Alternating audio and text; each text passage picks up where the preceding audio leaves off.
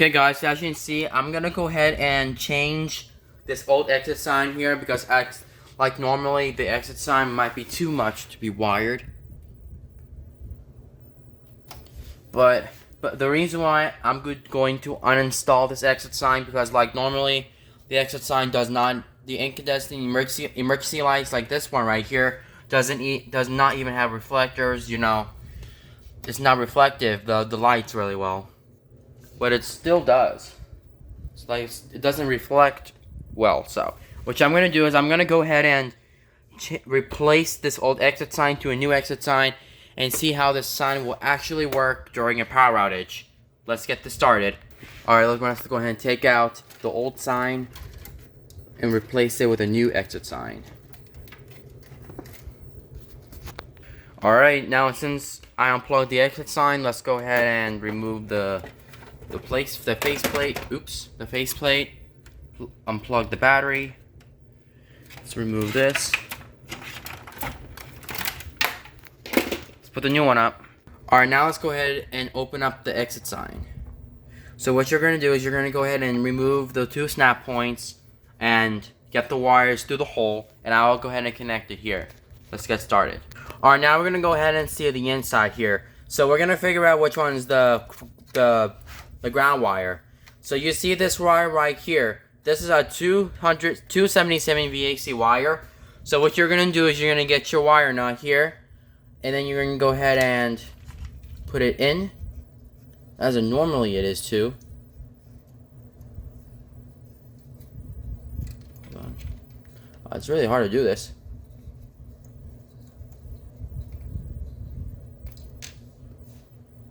Alright, now since I just have the ground wire actually connected here to the orange wire, now what I'm going to do is I might go ahead and put in the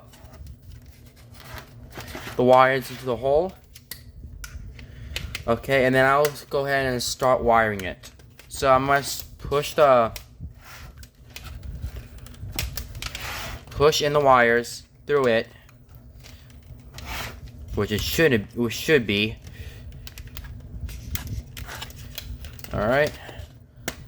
Oh wow. There we go.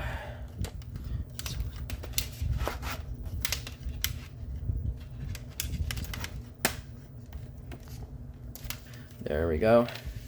And now I'm gonna put on the faceplate. I have the battery plugged in and the transformer working. Oop. Oh yeah, I'm gonna go ahead and knock down one arrow piece and then keep wiring it. Alright, now I'm going to go ahead and wire up the unit. See how it works. Okay, let's keep wiring. Alright, you have to go ahead and get the negative wire. No, the positive wire goes first. So the positive wire goes here, where this thing is. What you're going to do is you're going to go ahead and put the white wire here. And then the other one, the negative, should be here. And after that, I'm going to go ahead and connect the unit to the board.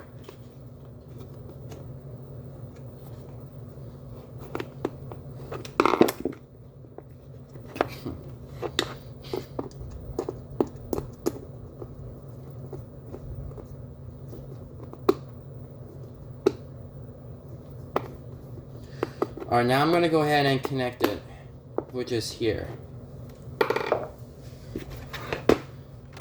See how I install the unit? Now I'm going to go ahead and keep the wires in. We'll go ahead and connect it right now.